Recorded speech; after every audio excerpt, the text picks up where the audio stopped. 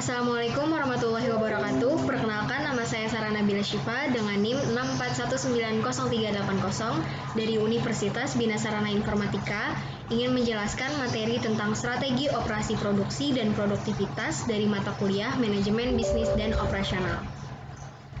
Langsung saja kita mulai.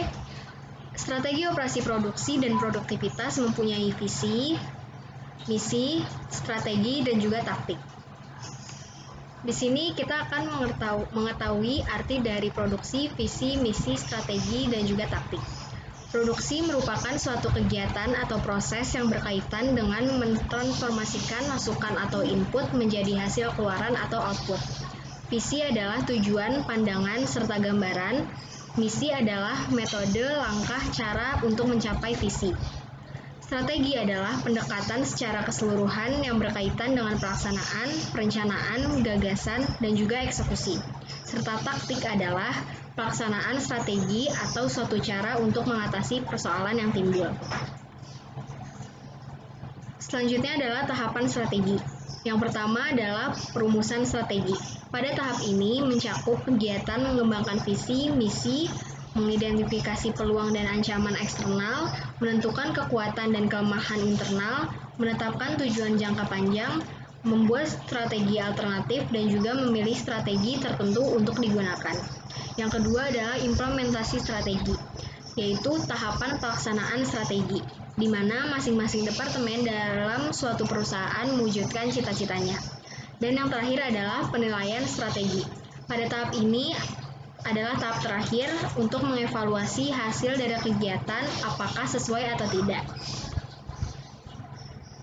Yang selanjutnya adalah manfaat strategi bagi perusahaan.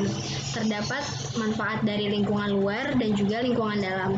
Untuk lingkungan luar yaitu mengacu pada perubahan seperti konsumen dan pasar, supplier, politik, demografi, sosial, dan lain-lain yang berhubungan dengan luar perusahaan. Serta lingkungan dalam mengacu pada perubahan yang penting dalam perusahaan seperti penjualan produk yang dijual, perilaku karyawan perusahaan, peralatan dan mesin, dan juga perubahan manajemen dan lain-lain. Perencanaan strategi akan terlihat pada perusahaan dengan adanya rencana yang rapi untuk penyediaan produk yang dibutuhkan dalam menghadapi peluang atau ancaman seperti merubah bentuk produk, kemasan, jumlah, kualitas, dan juga pelayanan. Selanjutnya adalah 3 cara meningkatkan daya saing perusahaan. Yang pertama, perbedaan atau differentiation, yaitu diwujudkan dalam keunikan yang disajikan sehingga tampil beda dengan produk lainnya. Yang kedua, biaya atau cost, yaitu dapat ditempuh dengan berbagai cara, seperti menghilangkan kegiatan pengolahan yang tidak perlu, menggunakan peralatan yang sederhana, serta pemberian manfaat ganda pada produk yang sama. Dan yang ketiga, kecepatan tanggap atau quick response, yaitu tindakan yang dilakukan oleh perusahaan dalam melihat peluang atau ancaman yang akan timbul. Selanjutnya adalah strategi dalam operasi. Ada 10, yaitu yang pertama rancangan produk atau product design, yang kedua rancangan kualitas produk atau quality design, yang ketiga rancangan pengolahan atau proses design, yang keempat penentuan lokasi kegiatan, location, yang kelima rancangan tata letak atau layout design, yang keenam penempatan tenaga kerja atau human resources, yang ketujuh manajemen rantai supply atau supply chain management, yang kedelapan manajemen persediaan atau inventory management, yang kesembilan penyusunan jadwal atau scheduling, dan yang kesepuluh kegiatan pemeliharaan atau maintenance.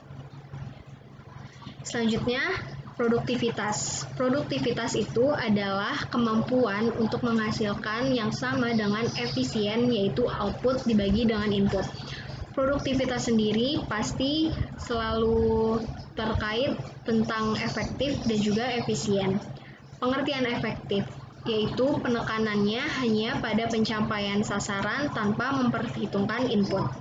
Serta efisien adalah menekankan pencapaian sasaran, juga menekankan penggunaan input seminimal mungkin. Selanjutnya, produktivitas dapat ditingkatkan melalui 3 cara, yaitu yang pertama menaikkan output dengan input yang tetap, yang kedua menurunkan input dengan output yang tetap, yang ketiga menaikkan output dengan menurunkan input. Lalu, faktor yang menentukan tingkat produktivitas ada 4. Yang pertama, tenaga kerja. Yang kedua, modal, seperti mesin dan peralatan lainnya. Yang ketiga, manajemen. Yang keempat, kewirausahaan atau entrepreneurship. Selanjutnya, industri dan operasional. Penciptaan barang dan jasa secara nasional dapat dikelompokkan ke dalam 3 sektor. Yang pertama, sektor primer, yaitu sektor yang mengolah dari sumber daya alam. Contohnya seperti pertambangan, pertanian, dan juga perikanan. Yang kedua adalah sektor manufacturing, yaitu industri yang mengolah bahan baku menjadi barang setengah jadi atau barang jadi. Contohnya seperti pabrik yang menciptakan mesin dan peralatan dan juga teknik rekayasa. Yang ketiga, sektor tersier, yaitu sektor yang menyediakan atau menciptakan jasa.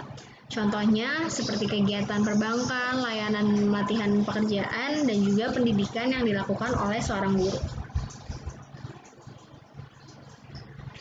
Segitu saja materi yang bisa saya sampaikan, kurang lebihnya mohon maaf. Wassalamualaikum warahmatullahi wabarakatuh.